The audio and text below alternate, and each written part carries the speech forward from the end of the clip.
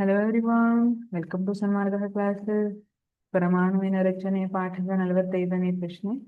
ಪರಮಾಣುಗಳು ಆವೇಶಯುಕ್ತ ಕಣಗಳಿಂದಾಗಿವೆ ಎಂದು ತೀರ್ಮಾನಿಸಲು ನೀವು ಕೈಗೊಂಡ ಒಂದು ಸರಳ ಚಟುವಟಿಕೆ ತಿಳಿಸಿ.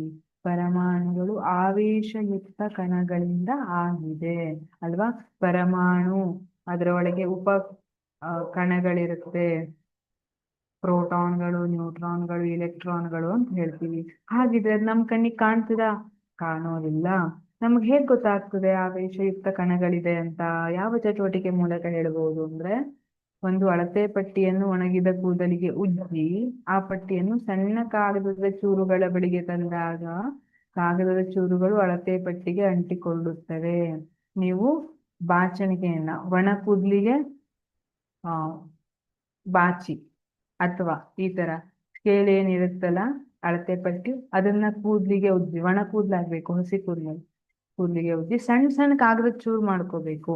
ಬಹಳ ಲೈಟ್ ವೇಟ್ ಇರುವಂತಹ ಕಾಗದದ ಚೂರನ್ನ ಇಟ್ಕೊಂಡ್ರೆ ಅದ್ರ ಹತ್ರ ತಗೊಬಂದಾಗ ಹೇಗೆ ಆಯಸ್ಕಾಂತ ಒಂದಕ್ಕೊಂದು ಅಂಟುಕೊಳ್ತದಲ್ಲ, ಅದೇ ತರ ಆ ಕಾಗದದ ಚೂರುಗಳು ತಾವಾಗಿ ಬಂದು ಅಂಟುಕೊಳ್ತವೆ.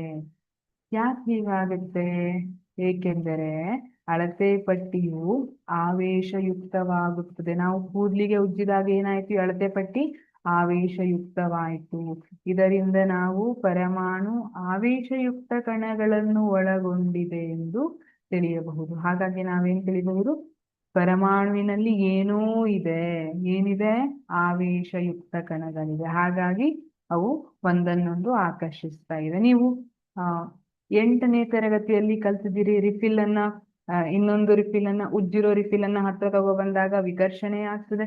ಅದೇ ಒಂದು ಉಜ್ಜಿದ ಬಲೂನ್ ಅನ್ನ ಮತ್ತೊಂದು ಉಜ್ಜಿದ ರಿಫಿಲ್ ಅನ್ನ ಹತ್ರ ತಗೊಬಂದಾಗ ಅವೆರಡು ಆಕರ್ಷಣೆ ಆಗ್ತದೆ ಅಲ್ವಾ. ಅದನ್ನ ಕೂಡ ಚಟುವಟಿಕೆಯನ್ನಾಗಿ ಕೊಡಬಹುದು.